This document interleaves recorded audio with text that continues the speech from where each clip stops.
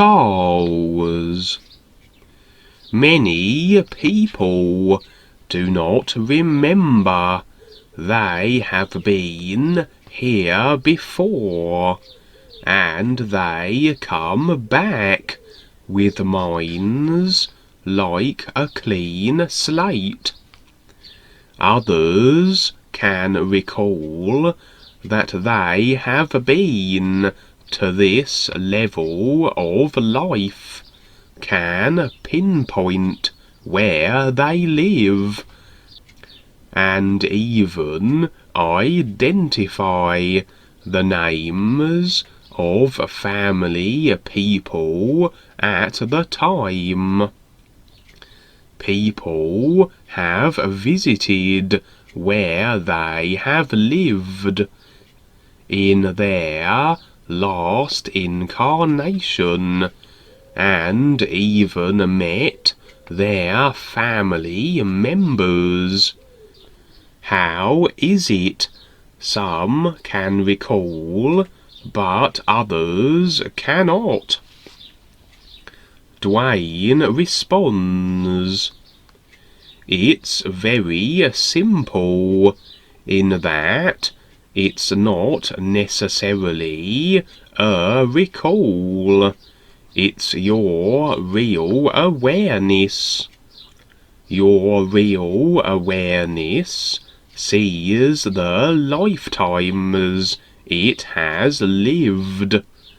With the memory idea, the memory and the mind is like a computer. In the causal realm, the Akashic records, there is only so much that can be stored there, because it has capacity, you might say. In the universal files, the real you have it all. I had a neighbour who had a child, and she recalled her past life name, and many things. Parents are mainly social, but her father had an interest. The mother wasn't interested, however. It's the real awareness that sees this, and from the personal perspective, viewing the child, it would seem that she has memory recall, but it isn't the memory. When I raised my daughter, that's what I focused on, her real awareness. If the educational systems focused on the real awareness, then things here would be completely different, as opposed to what they are. Instead, the systems focus on the personal self, and keeping people one-dimensional. In other words, keeping awareness from even all the 5 bodies, an emphasis on the physical body only, and that's as far as the system goes. That's why Paul started with astral projection, which he called bilocation, and eventually soul travel, to make it easier for people. People can then move about through the bodies, because the bodies are familiar. But to recognize the real awareness is something else. People did have experiences in the real universes, but they didn't recognize them as what they were.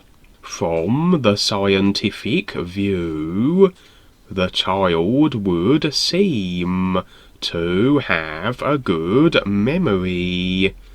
But if you talk to so-called professional doctors or psychologists, they will say the child is hallucinating, or that they have dreams or fantasies. Many children try to tell their parents about their experiences, but they don't listen, because the parents themselves have no experience, basically no knowledge of what's going on. It comes from the real awareness, and the children can see it because they're not conditioned. They are not so much looking at their conditioning and becoming absorbed in it. That part that they see and relate to becomes blocked out with the conditioning they later receive, and they go with their conditioning. When they are very young, it's whatever comes up moment by moment, and if they see something, then that's what they see. Invisible friends, etc. But as they become absorbed, all they see is this one-dimensional world. It's not memory like you think, because the bodies are mechanical. Those are machines, like your car. They simply house information, just like the brain, which is a receiver. It's not alive. It just receives impressions. It's what you're aware of that allows you to recognize this, and some people do.